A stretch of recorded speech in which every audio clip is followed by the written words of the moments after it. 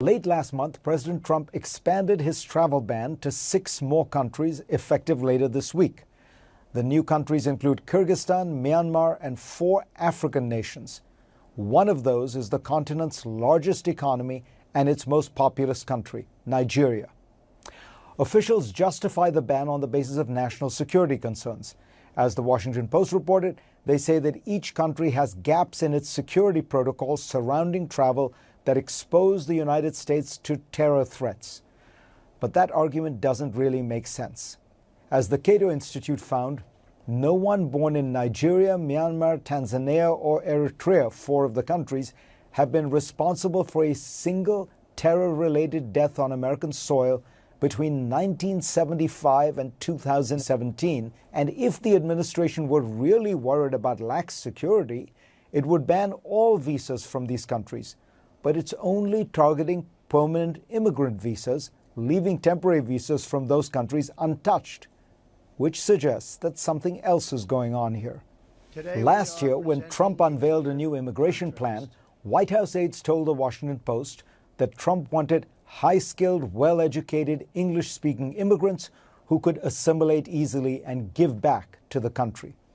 That's an understandable wish list for any world leader.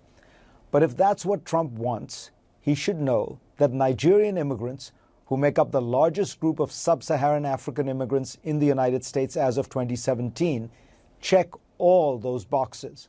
They are some of the most educated immigrants in America.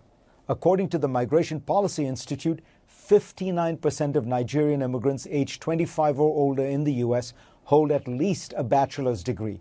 That is nearly double the proportion for Americans born in the U.S.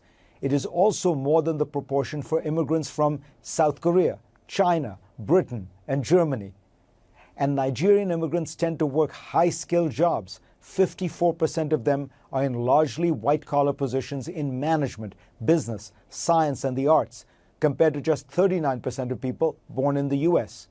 That means, of course, they have significant spending power.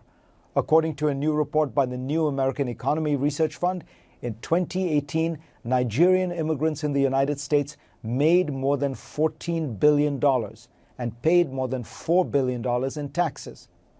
And the Nigerian diaspora around the world sent back almost $24 billion in remittances in 2018, contributing to a Nigerian economy that is more dynamic than many people, including maybe Trump himself, realize.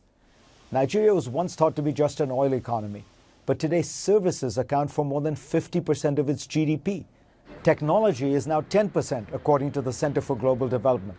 A growing middle class is increasingly educated and aspirational. Nigeria is America's second-largest African trading partner, and the U.S. wants to double existing trade and investment in Africa. As the former ambassador to Nigeria, John Campbell, notes, that goal, taken alongside the ban, amounts to, quote, policy incoherence, unquote.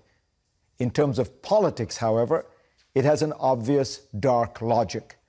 Trump has often made it plain he doesn't like immigrants from poor countries filled with brown and black people. As the New York Times reported in 2017, he complained to aides that Nigerian migrants would never go back to their huts.